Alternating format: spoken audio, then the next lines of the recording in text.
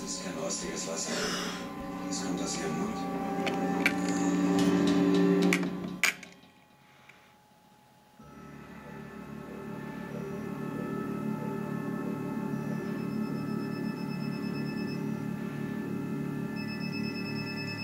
Gibst du mir mal.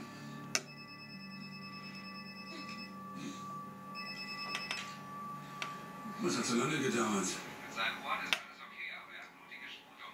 Ist keine Antwort auf die Frage. Hier halten Sie nicht hin, Wir haben nur etwas Zeit für einen diagnostischen Test gebraucht, auf den noch keiner gekommen ist. Und Sie sind diesen Kerl. Was? An wem? Oh, Sie denken, ich fühle mich zum Henkerzocken. Richtig. Doch Sie würden sich nicht darauf einlassen, weil es gegen die Regel ist. Er ist ein primitiver Macho. Sie haben allen Grund, ihn nicht anziehend zu finden. Daher meine Frage. Wieso finden Sie ihn anziehend? Aufhören. Ich Sie sollen die Sonde rausnehmen. Nicht auf den Monitor. Ich meine seine Augen.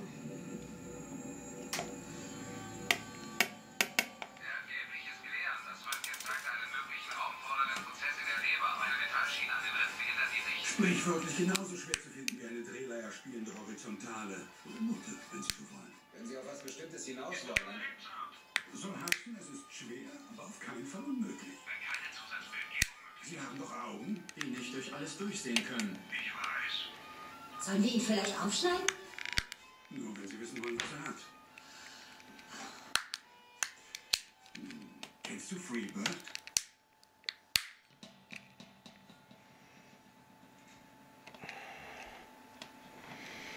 Siehst du, was ich sehe? Nein, So ist es. bitte absaugen. Das kann nicht sein. Im Röntgen habe ich definitiv was gesehen. Jetzt ist es weg. Eine Raumforderung? Hier ist sie weg. Wollen Sie uns nicht vorstellen? Aber gern doch. Das Mädel heißt Duke. Anke? Wie komme ich auf Duke? Haus. Wie viele Prostituierte hatten Sie? Sie meinen gegessen? Jemals? Dieses Jahr? Vernascht, seitdem Sie hier sind. Alle, bis auf eine. Die hat meine Steuer gemacht. Andererseits können zum Beispiel Bandwurmlarven auch in der Parasiteneier im Stuhl festgestellt oder eine systemische Eosinophilie. Solitätszyste. in einer Stunde wandern Larven nicht so weit. Wir haben nicht nur unsere Däumchen gedreht und auf ihre brillanten Eingebungen gewartet. Okay, und was sagen Sie zu der intermittierenden Lymphknotenschwellung? Das würde heißen, es ist irgendeine Infektion und wir müssten eine LP machen. Aber durch die Schädelfraktur ist der Hirndruck erhöht und es kommt vielleicht zur zerebralen Herniation. Wie eine Ventrikelpunktion. Klingt gut. Sie finden es weniger riskant, ihm in die Hirnkammer zu stechen, als in seinen Wirbelkanal? Was muss, das muss. Wird schwer, euch loszuwerden. Denn hier unter der Decke wird gleich was los sein. Also schnell aussuchen und Nadel reinhauen. Sie wollen mir den Schädel aufbohren und irgendwas, das gar nicht da ist? Es war da, deswegen müssen wir herausfinden, was es ist. Gibt es jemanden, den wir anrufen sollen?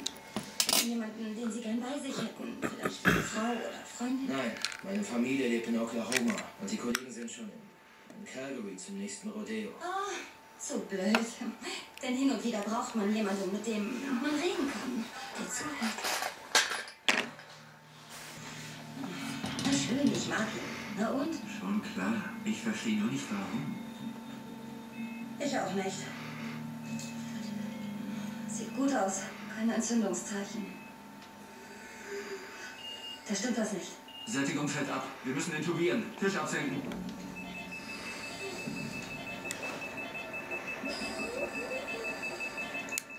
Ich komme nicht rein. Atemwegsobstruktion, Koniotomie-Set.